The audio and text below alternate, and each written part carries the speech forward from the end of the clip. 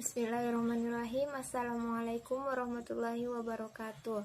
Perkenalkan, nama saya Esti Julianti, Prodi Perbankan Syariah, kelas A semester 6. NIM saya 18050102002. Saya di sini akan menjelaskan materi saya yang berjudul neraca. Menurut Munawir, neraca atau balance sheet adalah laporan yang menyajikan sumber-sumber ekonomis dari suatu perusahaan atau aktiva, kewajiban-kewajibannya atau utang, dan hak para pemilik perusahaan tersebut atau modal pemilik pada suatu saat tertentu. Menurut James C. Van Ham juga berpendapat, neraca adalah ringkasan posisi keuangan perusahaan pada tanggal tertentu yang menunjukkan total aktiva dengan total kewajiban ditambah total ekuitas pemilik. Bagian-bagian pokok dalam neraca, yang pertama aktiva atau aset, yang kedua modal, yang ketiga utang atau kewajiban. Dalam neraca ada dua bentuk penyusunan. Yang pertama, neraca bentuk kontrol, yaitu laporan neraca dalam bentuk kontrol ini biasa juga disebut dengan bentuk T, menyajikan rekening dalam dua sisi. Sisi kanan disebut pasifa, sedangkan sisi kiri disebut dengan aktiva. Yang mana dalam sisi pasifa terdiri dari kewajiban dan modal, dan aktiva terdiri dari semua akun terverifikasi aktiva. Yang kedua, neraca bentuk stafel atau laporan. Kenapa neraca bentuk stafel ini disebut dengan neraca bentuk laporan? Karena susunan dari atas ke bawah itu berurutan. Neraca bentuk stafel atau laporan berurutan dari kelompok harta paling atas sampai kelompok utang dan modal paling bawah.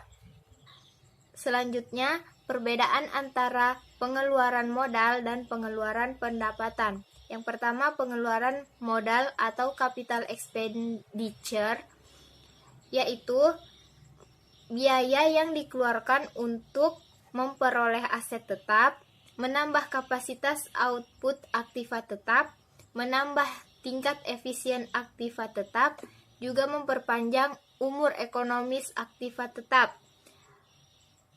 Manfaat ekonomisnya lebih dari satu tahun buku. Nah, yang kedua, pengeluaran penghasilan atau pendapatan, yang biasa juga disebut dengan revenue expenditure, yaitu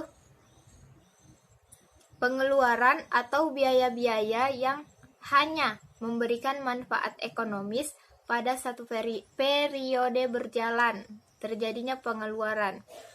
Pengeluaran ini tidak dikapitalisasi sebagai aset tetap pada neraca, tetapi langsung dibebankan pada laporan laba rugi periode berjalan. Dilihat dari nilai materialitasnya, pengeluaran pendapatan ini nilainya cenderung kecil, alias tidak material bagi perusahaan.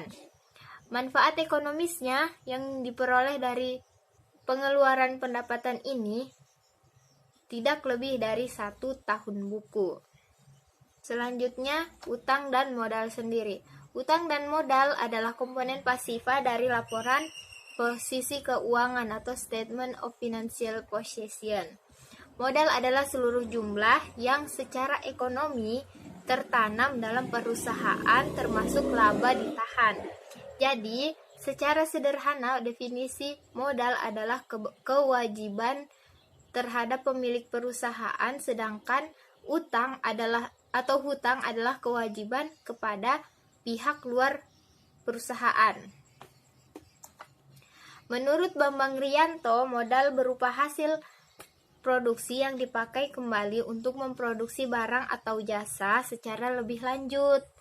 Modal selanjutnya lebih ditekankan pada nilai, daya beli atau kekuasaan dengan memakai segala sesuatu yang ada pada barang-barang modal, sehingga manfaat akuntansi akan terasa. Jenis modal dalam akuntansi ada beberapa jenis, yaitu pinjaman dan modal sendiri. Pinjaman adalah modal yang dipinjam dari pihak-pihak luar perusahaan berdasarkan konsep dasar akuntansi seperti pinjam kepada kreditur, pinjam modal kepada penerbitan, pinjam kepada modal dagang. Sedangkan modal sendiri merupakan modal yang didapatkan dari pemilik perusahaan itu sendiri dengan mengeluarkan saham. Keuntungan memakai modal sendiri untuk biaya usaha yakni tidak adanya beban biaya bunga, namun hanya membayar dividen.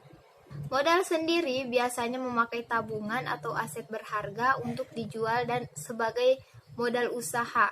Modal dalam akuntansi berdasarkan bentuknya juga ada dua, yaitu modal investasi dan modal kerja. Modal investasi dipakai dalam jangka panjang dan bisa dipakai secara berulang-ulang karena biasanya berlaku lebih dari 1 tahun.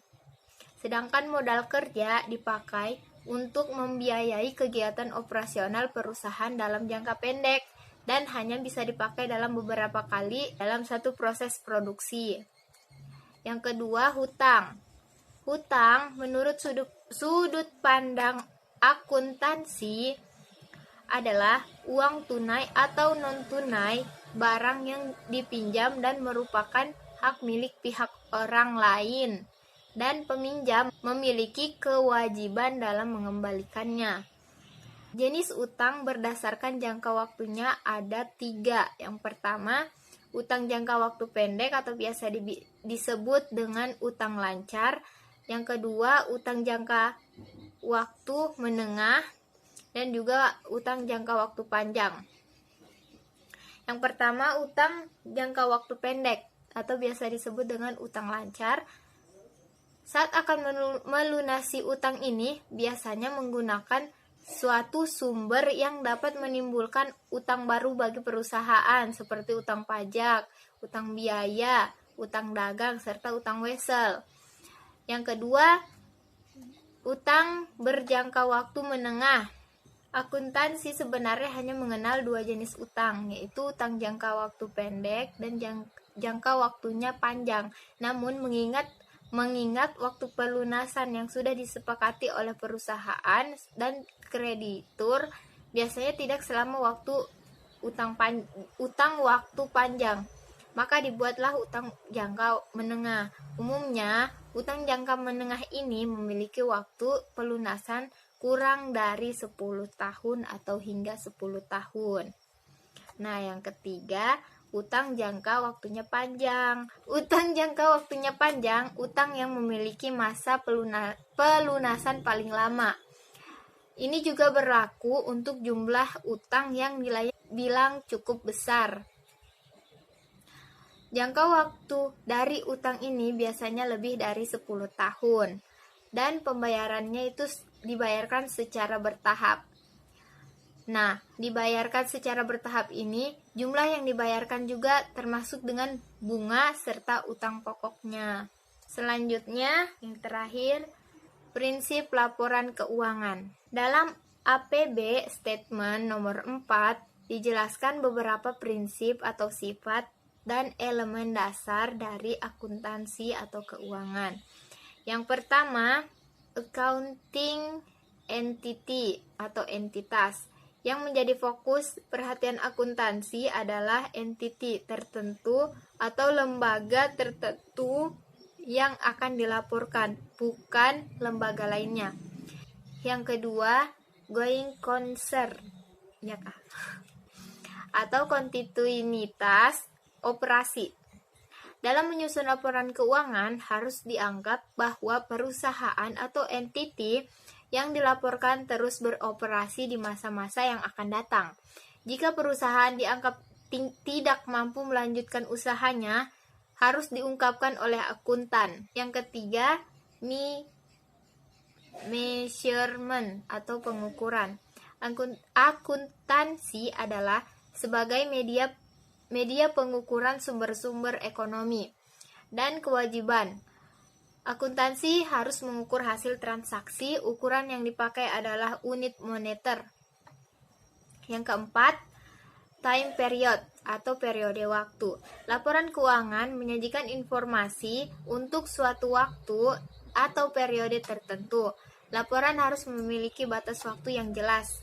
Yang kelima, monetary unit, unit moneter. Pengukuran setiap transaksi adalah dalam bentuk nilai atau unit uang. Yang keenam, akrual. Penentuan pendapatan dan biaya dari posisi harta dan kewajiban ditetapkan berdasarkan kejadian tanpa melihat apakah transaksi pembayaran atau penerimaan kas telah dilakukan atau belum. Selanjutnya, exchange price atau harga pertukaran. Nilai yang terdapat dalam laporan keuangan didasarkan pada harga pertukaran pada saat terjadinya transaksi. Yang selanjutnya, approximation atau penaksiran. Dalam akuntansi tidak dapat dihindarkan penaksiran-penaksiran seperti taksiran umur, taksiran harga, pilihan prinsip yang digunakan, dan sebagainya. Yang selanjutnya, judgment atau pertimbangan. Dalam menyusun laporan keuangan, banyak diperlukan pertimbangan-pertimbangan berdasarkan keahlian, baik pertimbangan memilih alternatif prinsip maupun pemilihan cara penyajian dalam laporan keuangan. Nah, yang terakhir adalah general purpose atau bertujuan umum. Informasi yang disajikan dalam laporan keuangan yang dihasilkan akuntansi keuangan ditujukan buat pemakaian secara umum, bukan pemakaian khusus. Sekian yang bisa saya jelaskan. Semoga teman-teman mengerti. Yang tidak dimengerti bisa ditanyakan kepada saya di grup WhatsApp. Wassalamualaikum warahmatullahi wabarakatuh.